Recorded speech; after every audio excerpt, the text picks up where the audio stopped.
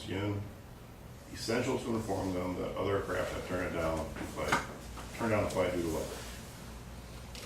There's a service where we had an aircraft in the same city as them in 2 cities. And they would call and say, hey, our aircraft in Farmington can't take it. Can your aircraft in Farmington take it? They know our minimums. There's no need to ask. We're not going to take it. I mean, it's icy. It's snowing. No. That does a disservice to the patient. The main reason that we're in business is for the patient. I mean, you're trying to get the patient from that spot to the hospital as soon as possible. You're wasting that patient's time if you're calling me. You had your pilot do a weather check. That takes 3 minutes. You had me do a weather check. That takes 3 or 4 minutes, 5 minutes, because you're calling and waiting for me to call back. That patient is now 10 minutes or so from being transported farther. So you're not doing the patient any good. Each of our aircraft is followed by satellite tracking at the Aircom Communication Center in Omaha. Sorry.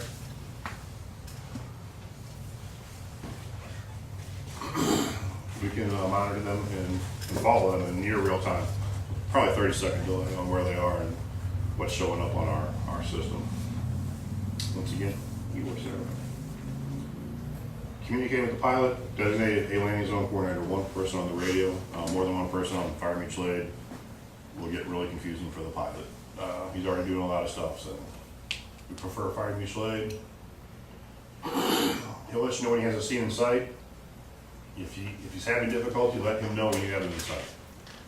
Even if he hasn't called up yet and you see him coming, say, hey, I have you in sight.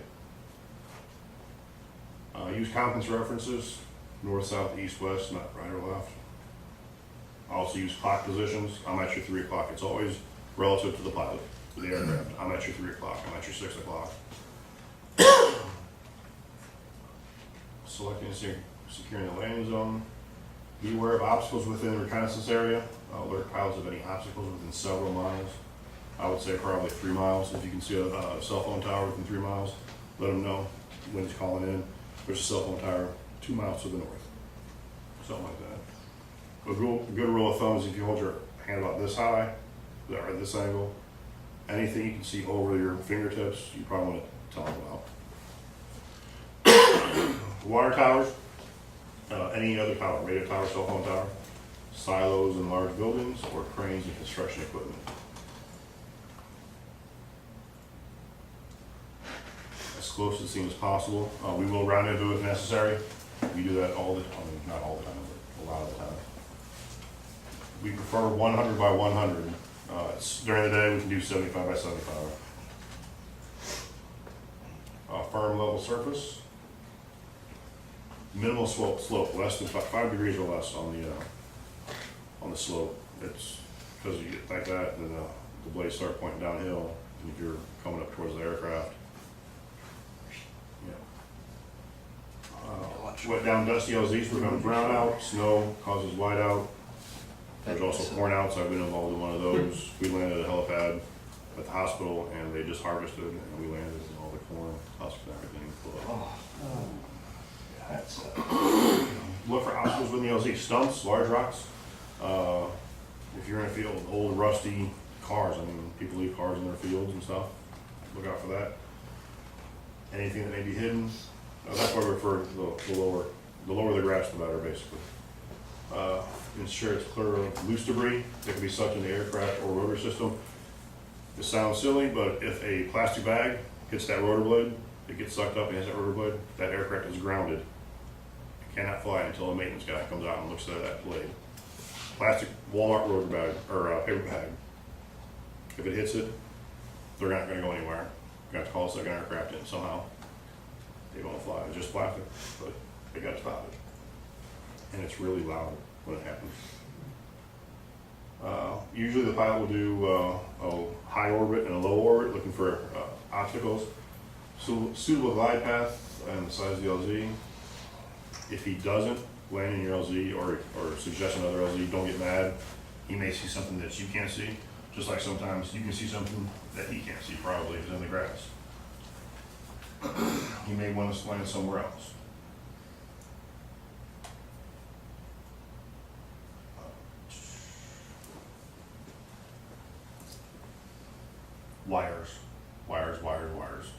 gonna hear wires a lot for the next 5 minutes. They are difficult to see, especially at night. Inform the pilot of the location and the number of wires. We have a set of 2 wires from north-south on the east side of the LZ, something like that. Just let them know of the wires from the smallest wire to the biggest wire. Just let them know. Light poles or other poles, carefully inspect all poles on perimeter. They'll often have wires connected between them. They can be hidden in trees, making wires difficult to see. Also, if we're going to land in a parking lot, it would be a good idea to check the base of the pole. They'll get rusted out at the base.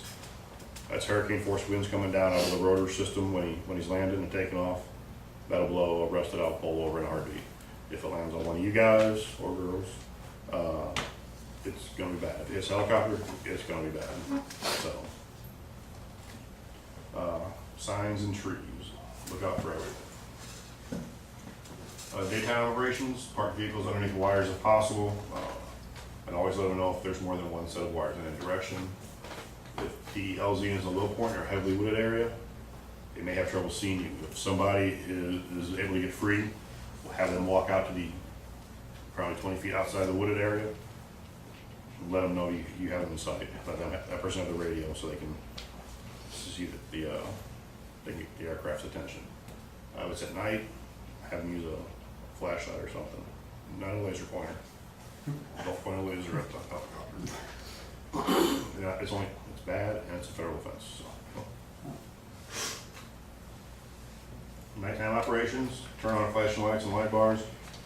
The ground clutter in residential lighting, it may be difficult for the pilot to see you guys with if the lights aren't on.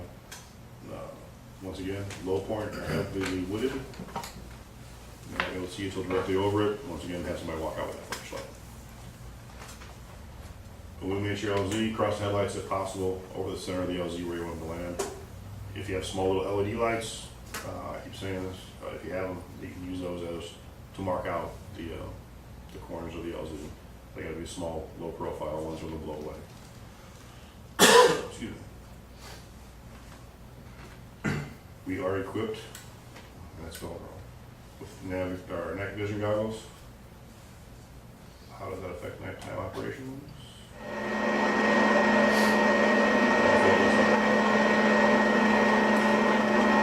Anybody ever used night vision goggles before? The generation 1 ones, or all these lights were lighted out or anything? No, pretty decent. I have a pretty decent night vision. I've seen some of the smallest, close black light, quite the entire thing. This one actually has an infrared on it too, so it projects sunlight. It's pretty cool. And once again, we have a crew of 3 at all times. Obviously the pilot, the med crew can be 2 nurses or a nurse and a paramedic. And of the 3, 2 of them at night have night vision goggles. Going to a scene, or to be in the hospital, you're going to have one of the crew machine in front as an extra set of eyes. Especially in the scene. And everybody's going to be looking out. You're going to have those 2 sets of eyes in front of the Yeah.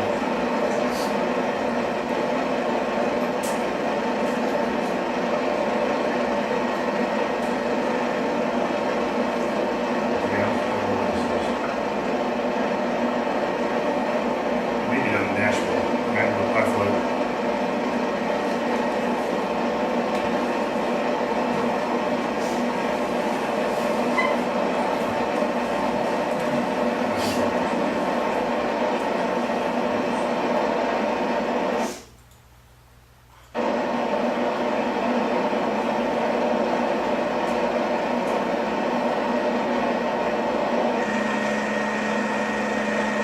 You can see the light bulb.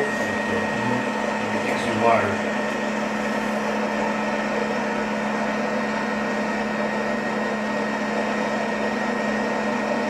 I can't stress how important wires are. Just see where they are.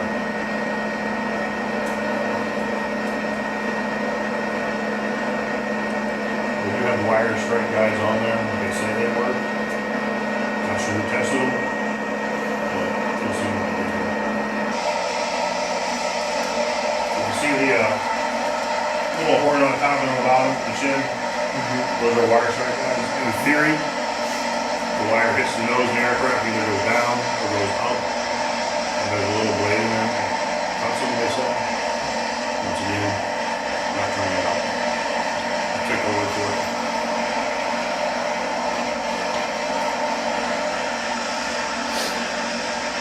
And they have a little LED light that looks like that.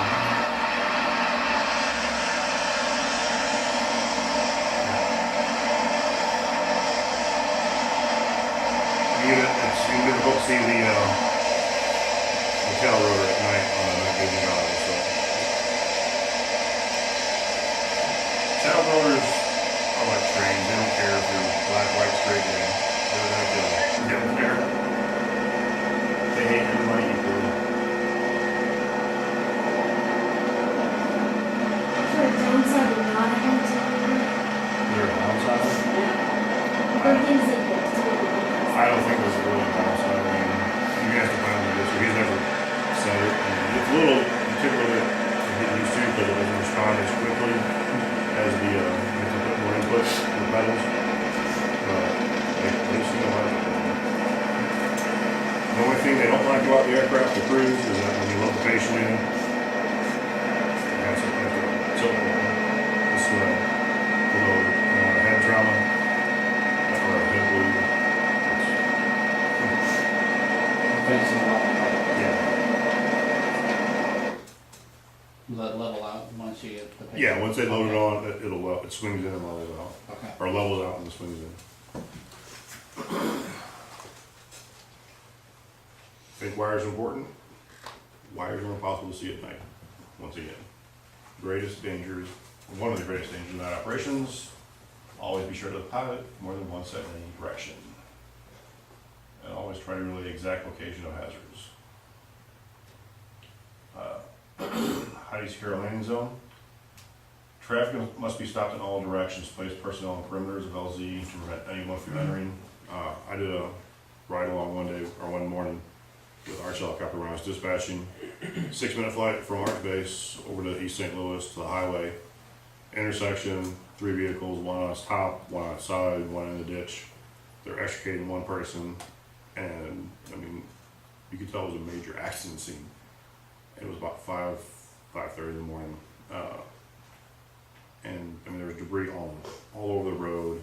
Helicopter is in the road facing east, and there was a guy in the northbound lane turn, and he was on a motorcycle, and he turned, went right past all the police officers, the medics, the firefighters. And I keep saying it was surreal. It's like I can almost hear him roll with all the noise from everything going on, plus the helicopter. It's like I could hear him roll over all the broken glass and the metal. And he was headed straight for the helicopter. I'm like, how? Really? That's why they need to be secure. But there was a cop. I was talking to one of the officers, and he was like, "You got arrested that morning." So it's amazing what people do. I mean, they'll got people in cars, they'll drive right through the scene and head for the helicopter. It's crazy. We wouldn't have much of a job if people were smart though. Exactly. I feel sorry for the ones that are truly sick, Yeah. but the ones that say, "Hey, hold this, watch this." Hello, darling. You're responsible for controlling activity in and around the landing zone. Secure all doors, hats, and loose items. If you have the doors on your equipment open, close them. Once again, that's hurricane force wind. That will rip the door off the hinges. Hats, you'd be wearing helmets, but if somebody has a hat on, they should take it off, stick it in the back of their pants or something like that, or in a pocket, something. Inform the pilot where you want them to land. Once again, relay all obstacles in and around the LZ. Be specific but brief also. Where and how many obstacles. Landing and takeoff are the most dangerous parts of any flying evolution, passenger, civilian, whatever. Keep radio traffic to a minimum.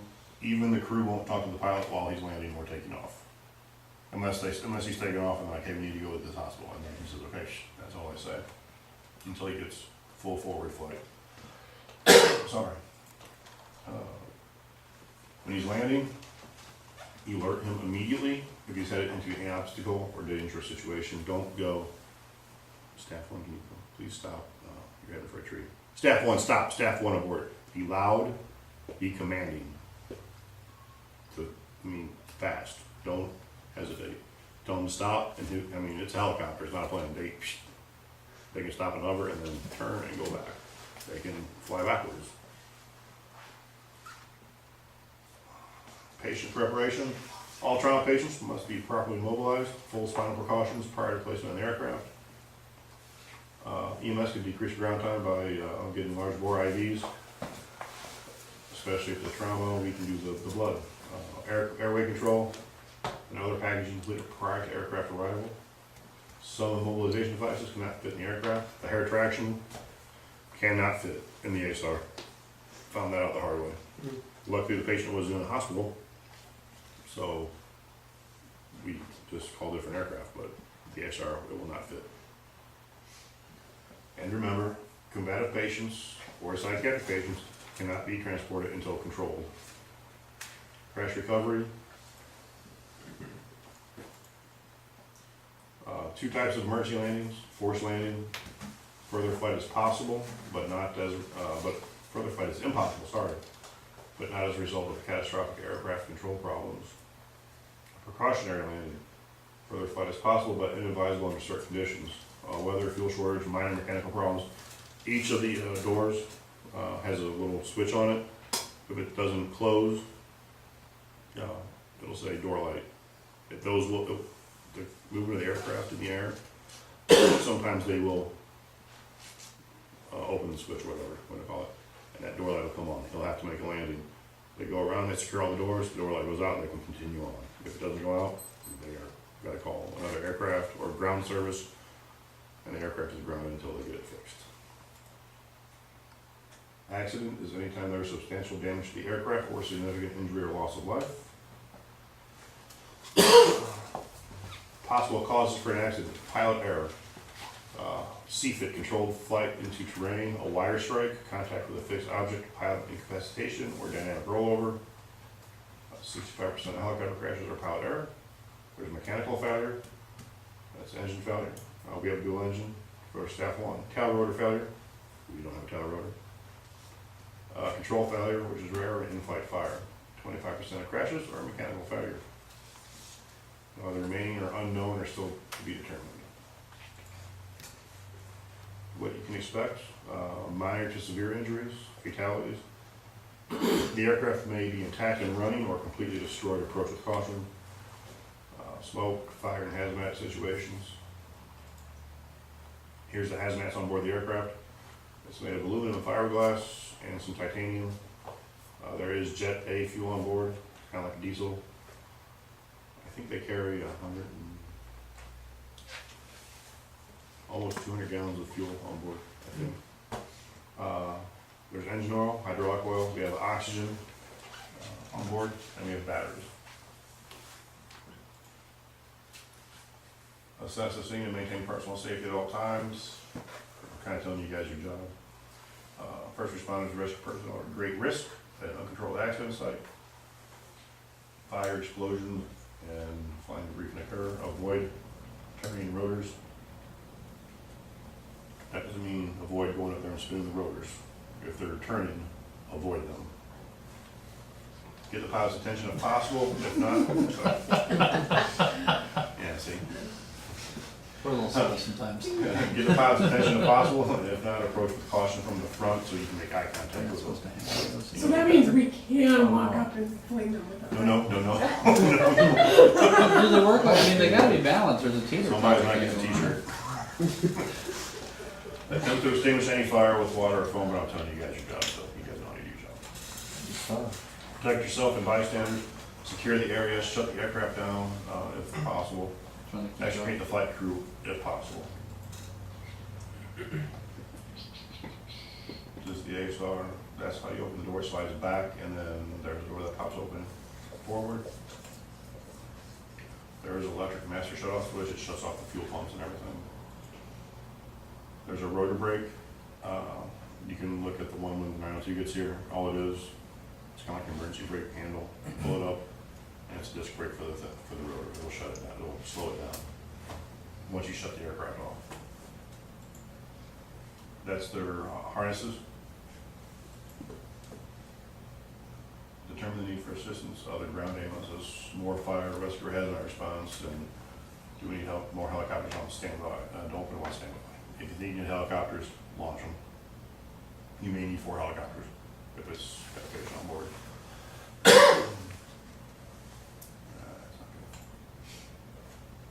That's our phone number. It says comm center will handle calling the appropriate county law enforcement agencies, the FAA and the NTSB, and the nearest air medical helicopter. Be affected the county fire departments and the county EMS districts and the referring and receiving hospitals.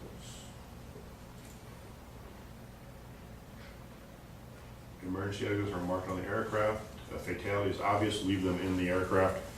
The FAA and the NTSB is going to want to take, they're going to take a look at it and investigate and take pictures and whatnot. While you're saving somebody's life, if possible, try to remember what was going on, how you saw the scene, document it, take pictures. If somebody take pictures prior to extrication of possible survivors, for some reason I don't want to get the person out of there. That's what they're saying. I would say get the person out of there and document it. And protect the wrecks from further damage. Don't let anybody go, oh, look, this is a piece of helicopter. I've always wanted a piece of helicopter. I have this. It sounds funny, but I guarantee there's somebody out there that would do it. And it's my culture with this picture. Exactly. Man, too soon. Speak out policy. If any crew member is uncomfortable with a flight anytime, whether they think there's something wrong mechanically, they can say something and they will abort the flight. 3 to go, 1 for no. That's how they say it. 3 crew members to go, 1 for no. Like I said, statistics show that in many accidents, 1 person had information that could prevent an accident. So if somebody has any issues, they will, and it's not held against them, it's a safety thing. Nobody wants to see somebody get hurt. He's got a monkey on his back. You got a monkey on the back. It's a safety monkey. And he's sleeping. Not really. Hopefully it's on the ground. Pretty high on the ground. Mountaintop. Any questions? Comments? Complaints? Concerns? When's the chopper Criticism? gonna get Constructive here? or destructive? Yeah. Name calling, good or bad?